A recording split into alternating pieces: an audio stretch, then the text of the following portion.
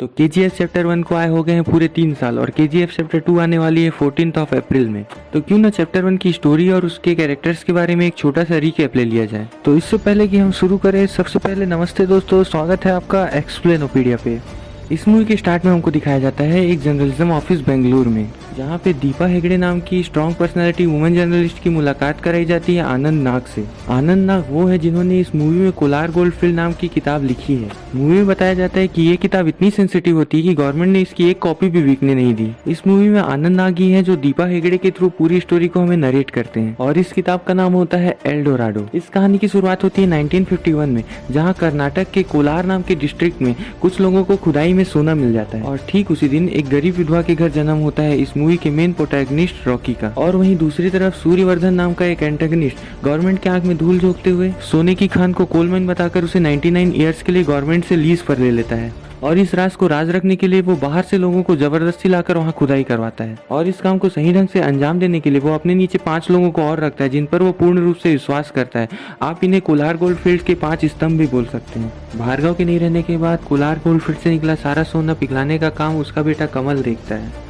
वहां से निकले सोने को बेंगलोर में डिस्ट्रीब्यूट करने की जिम्मेदारी राजेंद्र देसाई की। पश्चिमी तट पे एंड्रयूज का कंट्रोल था। गुरु पांड्यन नाम के पॉलिटिक्स की मदद से सूर्यवर्धन नेशनल पॉलिटिक्स में भी पहुंच गया था। इन सब के बाद सूर्यवर्धन की सबसे बड़ी ताकत थी उसका छोटा भाई अधीरा। इन सब के बनाए साम्राज्य में सूर्यवर्धन का बेटा गरुड़ा भी शामिल हो गया था। गरुड़ा और अधीरा के होने के कारण KGF एक अभेद किला बन गया था। इस मूवी में एक और महत्वपूर्ण कैरेक्टर है इनायत खलील नाम का, जो कि दुबई में रहता है और एक राइवल स्मगलर है सूर्यवर्धन का। अपनी माँ के गुजर जाने के बाद अपनी माँ से किया हुआ वादा पूरा करने के लिए रॉकी बॉम्बे आता है। उस समय बॉम्बे का सबसे पावरफुल इंसान सेठी होता है और सेठी एंड्रयूज के अंडर काम कर रहा होता है और रॉकी पावर की तलाश में सेठी गैंग में शामिल हो जाता है और देखते ही देखते रॉकी सेठी का राइट हैंड मैन बन जाता है। और इनायत खलील के बॉम्बे पे कब्जा करने के मंसूबों को नाकाम करने से रॉकी पे एंड्रयूज की नजर पड़ती है और एंड्रयूज गरुड़ा को असैसिनेट करने के बदले में रॉकी को पूरा बॉम्बे देने का वादा करता है और रॉकी इस ऑफर को एक्सेप्ट कर लेता है।